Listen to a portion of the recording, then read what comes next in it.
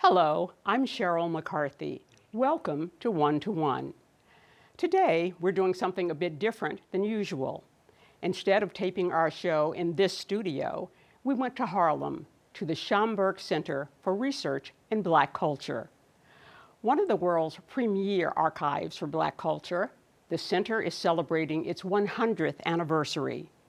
And in an interview with Joy Bivins, the director of the library, she told us about the center's history and about the impact it has had on our knowledge of African American history and Black culture around the world.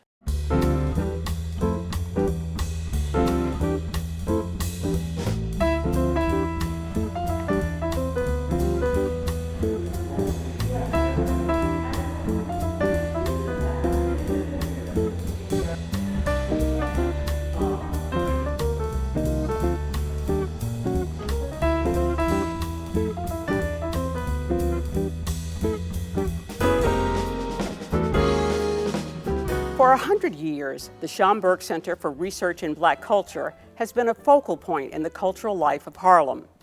It started as a division of the 135th Street branch of the New York Public Library. It has grown to house more than 11 million items, including books, art and artifacts, photographs, prints, and audiovisual documents focused on the experiences of people of African descent, wherever they might be. As the center celebrates its 100th anniversary, I'm pleased to have Joy Bivins, director of the center, join me today at the center.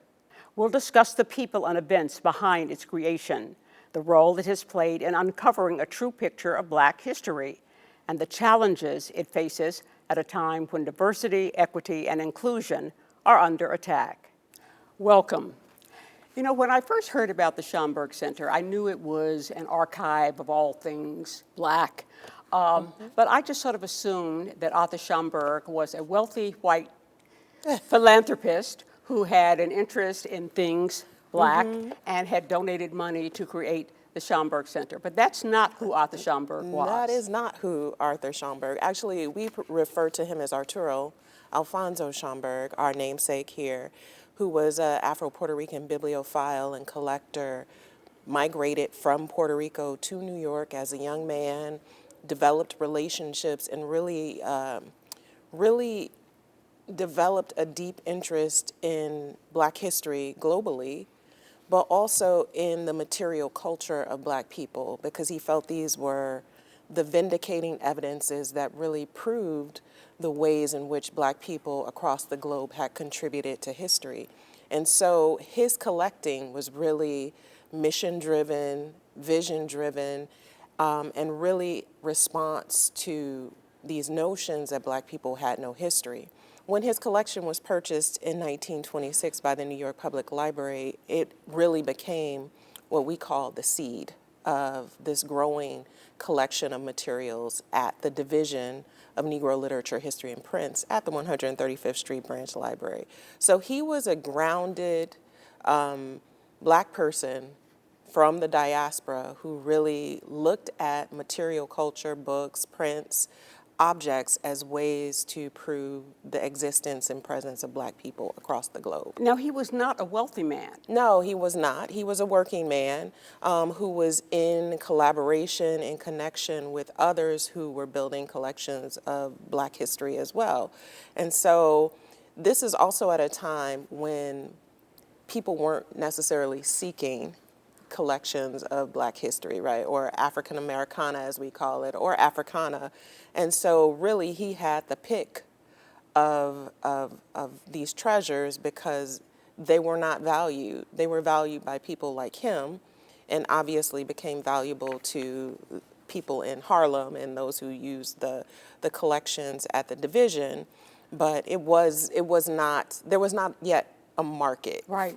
So what were some of the kinds of things that he collected? He was really involved in art making. You know, he didn't make art, but he was, I would say, a collector of art, a patron of the arts. So he was always involved with those who were making prints. So that was part of his collection. He was really interested in first edition slave narratives, and so that was part of his collection. and manuscripts and other broadsides that would become part, form the foundation of our collection. I know he collected books of Phyllis Wheatley's poems. Phyllis Wheatley's poems, right? First edition. Right. He was really interested, as I said, in slave narratives. So Olata Equiano is one that he had maybe 8 copies, different volumes of that particular book.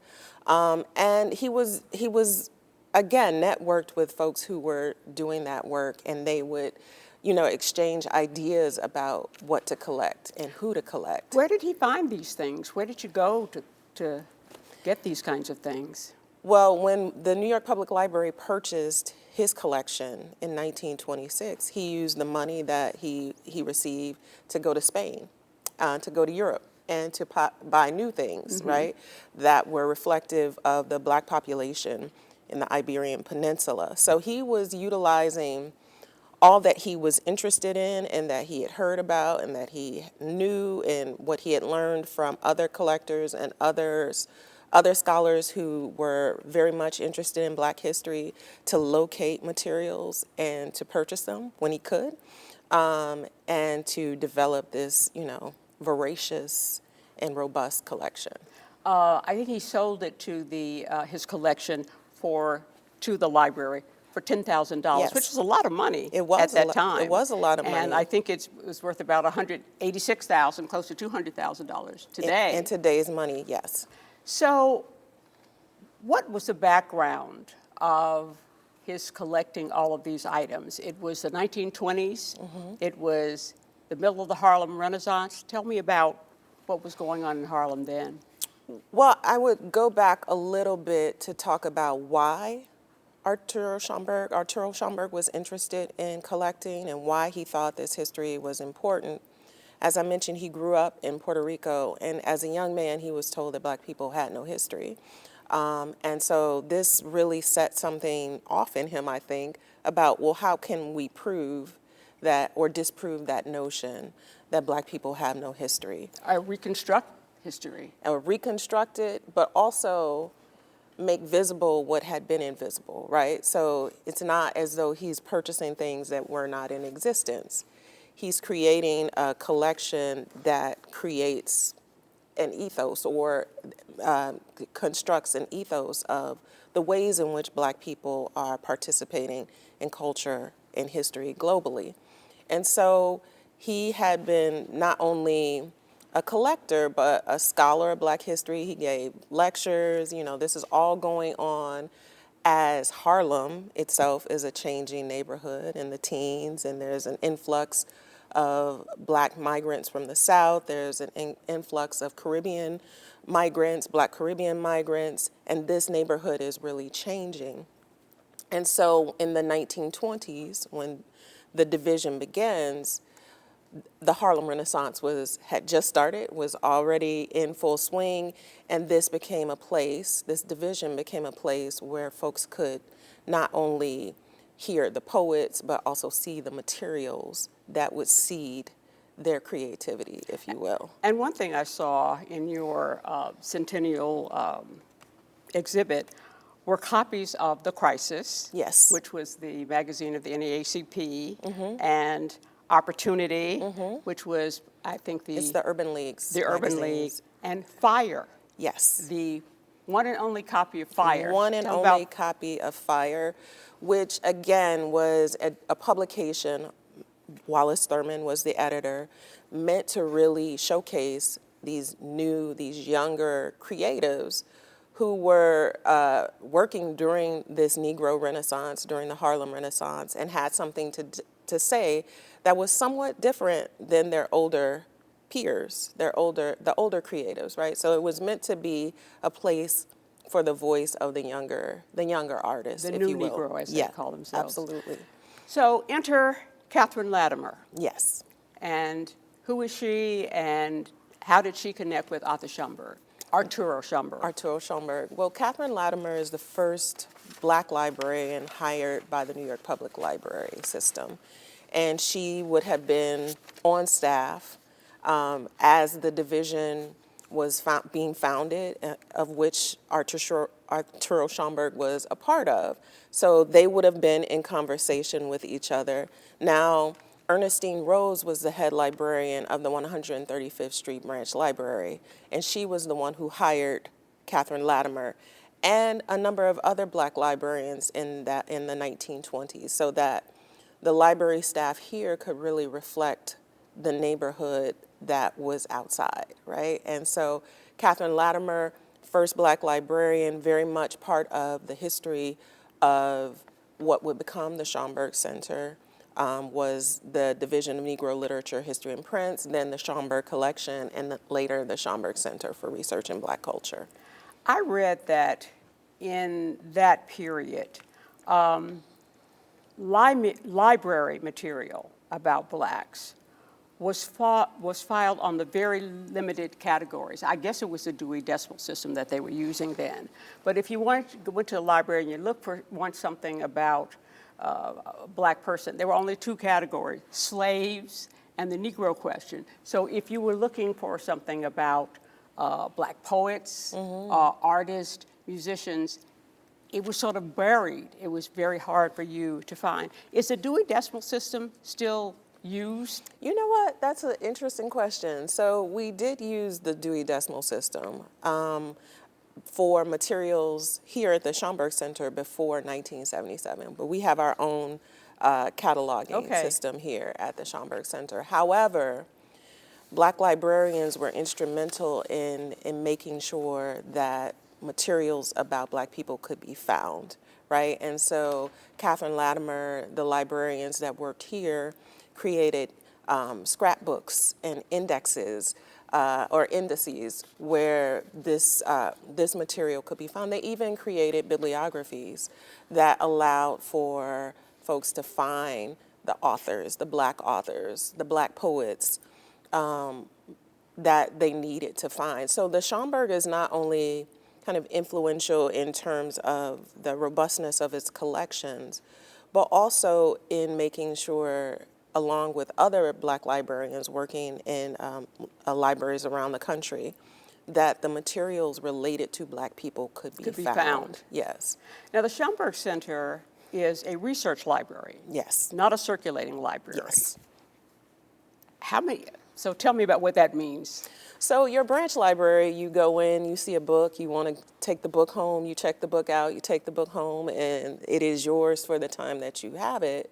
But because we steward special collections, you have to use our materials here. So the difference between the research aspect and the circulating is that you do not leave the Schomburg with any of our books or any of our other materials. They have to be used on site. Of course, many things have been digitized, so you can access them through the New York Public Library's catalog, but it is not a place where you come and you take Check home. the books out. I was walking through your reading room the other day, and I saw directories of so many different kind of things: black lawyers, black musicians. There may have been one about, I don't know, black architects. I saw a dictionary that translated words from Swahili to English, but all kinds of areas and where black people are in them and can be found. Have ordinary black people, and I'm not, by that I mean not just the wealthy, not just the highly educated ones, just ordinary black people played a role in telling this full story of black history? That's an interesting question, right? Because I'm going to, a little bit about the ethos of the Schomburg Center for Research in Black Culture is that, in fact, anyone can be a researcher, right? Anyone can have questions that they need answered or curiosity that they need satisfied. And our job is to make that material available for those questions to be answered and for that curiosity to be satisfied. But I think also what our collections hint at or exemplify is, yes, you have Maya Angelou and the James Baldwins and the Lorraine Hansberrys of the world, but we also have organizational records and family records, where you see what life was like for people who are just living every day, not necessarily creating art or endeavoring to be great literary artists, but are building institutions and maintaining organizations, and that's reflected in our collections as well. So I would say absolutely. And I recall hearing that when they were putting together, I guess, the American Museum of African American History, that a lot of the items in their collection, I heard 75%, came from people donating things, you know, things from their families, you know, because they Absolutely. wanted to preserve their family heritage. I think it is that most of our materials are still in family hands, right? And those materials tell kind of the everyday stories of Black life. Of course, that's punctuated by the heroes of our culture and the heroes of our history. But it really is the regular folk who are building the foundations upon which we all, you know, that we are all benefiting from. I think this, I'm quoting Arturo Schomburg, when he said what he was gathering was, quote, the scattered and fugitive things of Black cultural life. There is not just books and artifacts, but there's artwork in the center. In Tell our me about collection. Again, Mr. Schomburg was a lover of art, visual arts. He even had some artists who he was, you know, I always hate to say this word, championing, if you will. And that has always been part of the ways in which we think about cultural artifact, but also visual literacy, if you will, right? So not everyone is attracted to the past by the text. Some of us learn through paintings, through sculpture, and they are as critical to understanding that past as any other object. And so because of that, this artwork has always been central to the ways that we think about our collection. And so it is there from the beginning. If you look at early images of our reading room, you will not just see books and sculpture, you will see paintings, you will see prints, and we have been doing that work as well since the very beginning. Tell me about I think it's called the Cosmogram. Yes, the Cosmogram. Well, we refer to it as the Cosmogram. Its title is Rivers, and it is an installation work done by the artist Houston Conwell. And it was unveiled in the 1990s as this auditorium was built and made public.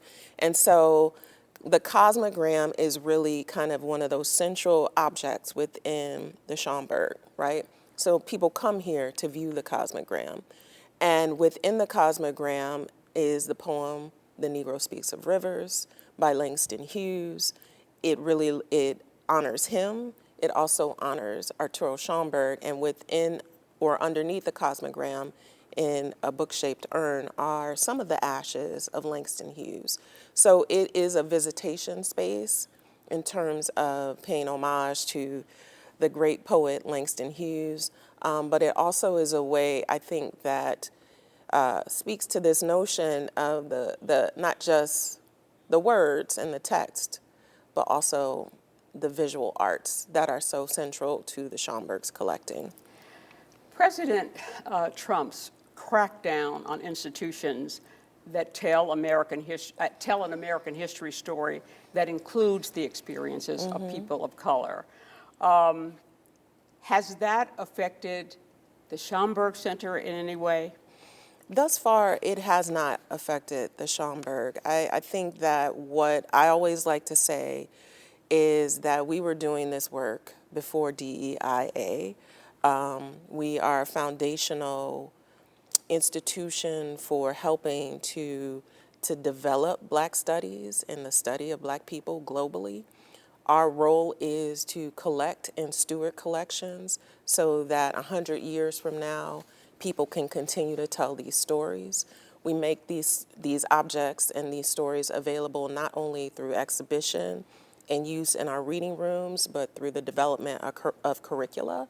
And so we continue to do this work even in this very challenging time. Matter of fact, I think is even more important in moments like this to continue to do the work, do it well, so that when we move into another phase, we're ready and people have what they need to continue to write books, do artwork, make films that share histories of Black people around the world. And fortunately, you don't depend on federal money, correct? We do not. Okay. I wonder about people like Lonnie Bunch, who is the head of the Smithsonian, which oversees many, many museums, how he's going to navigate these waters. Well, you know, I'll just speak for what I know of Lonnie Bunch, who is a mentor of mine, a mentor to many of us who do this work, and he is always up to the task. The center has always served as more than just a library, more than just a research center. It has been a place over the years where people from the community, organizations for the community, could gather and do whatever they needed to do. Is it still a sort of we still are very much integral part of the Harlem community, of a scholarly community, and so we host organizations who are here. We host organizations that do work nationally and internationally. We welcome whomever needs to use our resources, and because we are of where we are located, when we can, we certainly serve as a gathering point for folks who want to talk about what's happening in their communities. Just last night, we were talking with our precinct captains, or if there are politicos who, you know, our political representatives who need to gather people, that happens here as well. And that is something that we will continue to do into the future. You're also home of the American Negro Theater. We are. Which I am embarrassed to say I don't know much about. We just had a really wonderful program Monday where it was called Big Plays in the Little Theater. So as early as our founding, theater was happening here at the library. But the American Negro Theater was a theater company that was in residence at the 135th Street Branch Library from 1940 to 1945, and they put on plays for the community. They provided training for folks who wanted to do, you know, radio announcing and things of that nature. And of course, claim to fame is that it is the theater company that so many of the icons that we know well, Harry Belafonte and Ruby Dee, Ossie Davis, Sidney Poitier, got their start. And they got their start in the basement of the 135th Street Branch Library. You talk about Ossie Davis and Ruby Dee. I was delighted to see in your exhibition a telegram sent by Ossie to his wife Ruby when she was opening in a play back in, I don't know, way back. A play started here, Anna Lucasta. Okay. So we hold the papers of Ruby Dee and Ossie Davis here at the Schomburg Center. You became director of the Schomburg Center about 5 years ago. What are some of the things on your bucket list for the center going forward? Well, the first thing on the bucket list was really to usher us through the centennial. And so we're in the middle of the centennial. Matter of fact, like smack dab in the middle of a celebration of 100 years of this work. And so the goal in doing that was to, again, create some visibility around what we've been doing for the last 100 years, but also to prepare us for what the next 100 years looks like. You know, the work is different. Digitization, AI, the technological influences in information technology, which librarianship is, are reshaping the field. And so it's always in the role of the director, the role of leadership, to really think about what does the next 100 years look like. And so that involves making sure that we are resourced, right? Raising money, making sure that we have the right human resources, that we're encouraging and mentoring new staff into the future of the field, and also just making sure that we remain relevant to scholars and to our community and researchers of all types. Well, that's a big challenge, and it's a wonderful library, and I thank you for continuing to do the work that the library has done all of these years. Thank you so much. Thank you. And make sure everybody come to visit us during our 100 years, both here at the Schomburg Center, but also at the main library, the main branch of the New York Public Library, where we will have an installation in the Treasures exhibition. Okay. Okay. I'm afraid we're out of time. I'd like to thank Joy Bivins, Director of the Schomburg Center for Research in Black Culture, for joining me today. To learn about our upcoming shows, you can follow us on Instagram at @121 CUNY TV, and you can watch the show on the go by downloading the CUNY TV app. For 121 and CUNY TV, I'm Sheryl McCarthy.